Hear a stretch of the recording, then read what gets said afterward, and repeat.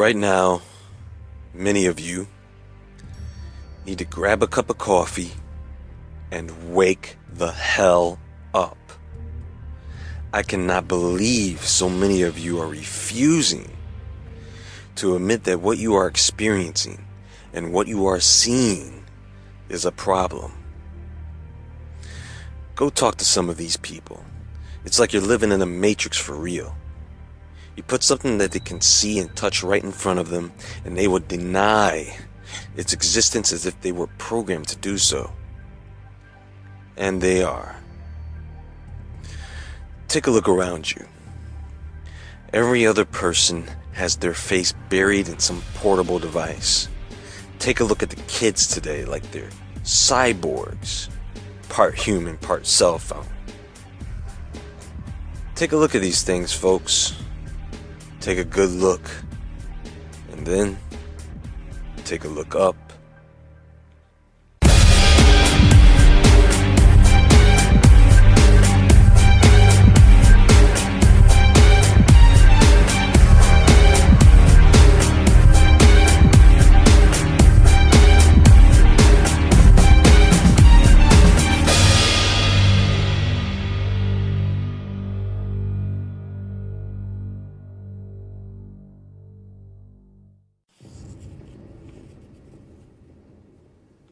Now, there's something you need to know about the sun.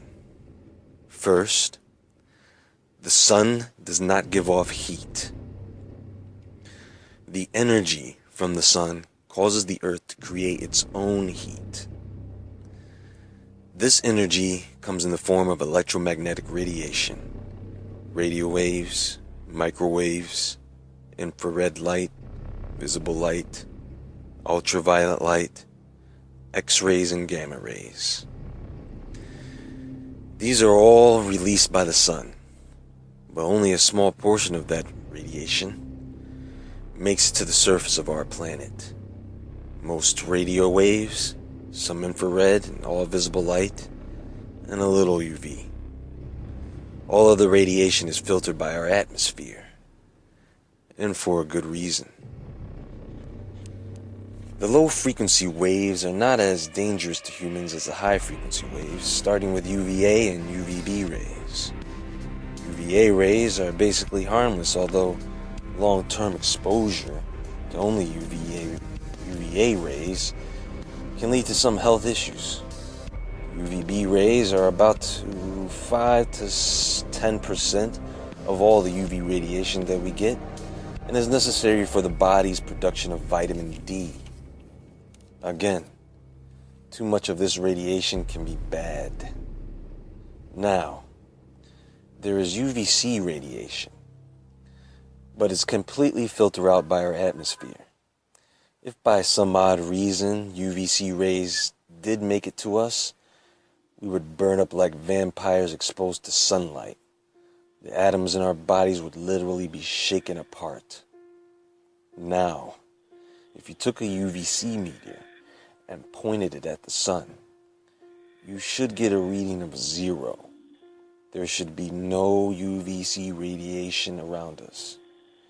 But you will get a reading. And even though it's a very small amount, there is UVC radiation present. How can this happen? Holes in the atmospheric layers, a side effect of geoengineering, weather modification, along with other man-made air pollutants. Not to mention the degradation of the Earth's magnetosphere, which also protects us from solar and cosmic radiation. Because of the ionosphere, you can take radio waves, bounce them off of it to transmit signals long distance. If you amplify the concentration of radio waves using machines like HAARP, you can heat up the ionosphere. Take it a step further, and you can manipulate weather and seismic activity. This is not a joke anymore, folks. This is real. They have done it and are doing it. Now, certain weather modification requires there to be certain particulates in the atmosphere. And the only way those particulates get into the atmosphere is by being deliberately placed there. Chemtrails. Here we go with more man-made crap. If I was God, I would want to wipe us all out and start fresh again too. I mean, look at what we're doing. This is insane.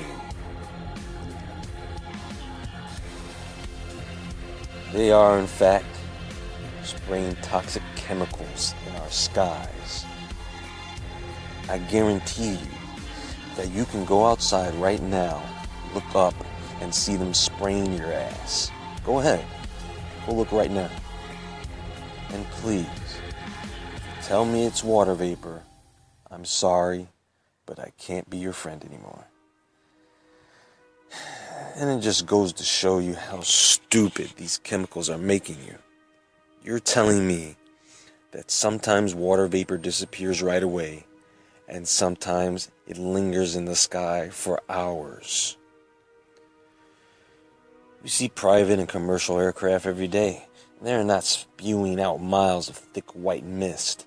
In fact, the aircraft that are spraying this stuff are so high up that you can barely tell that the aircraft is there at all.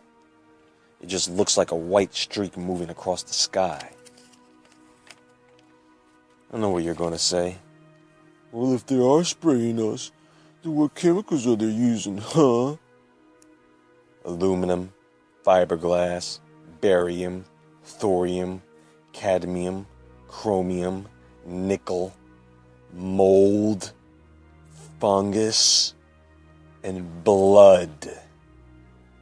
Just to name a few. And then people say, oh, you're fear-mongering. Well, you know what? When people are afraid, it seems like that is the only time they want to do something. And by then, it's too late. You don't have to be afraid of this stuff. You just need to be aware. But you know, there are those who will just dismiss it. You could point out a UFO in the sky and they'll just say, no, that's an airplane shaped like a disc. And some will force themselves to believe it's just water vapor. And some will believe it's a way to fog up the skies and hide something. Some will believe it's a way to manipulate the weather. And some think it's a way to dumb us down. Whatever your belief, I say to you this. When you start seeing pentagrams in the sky as you walk outside in your robe with your cup of coffee picking up the morning paper, then tell me what you believe.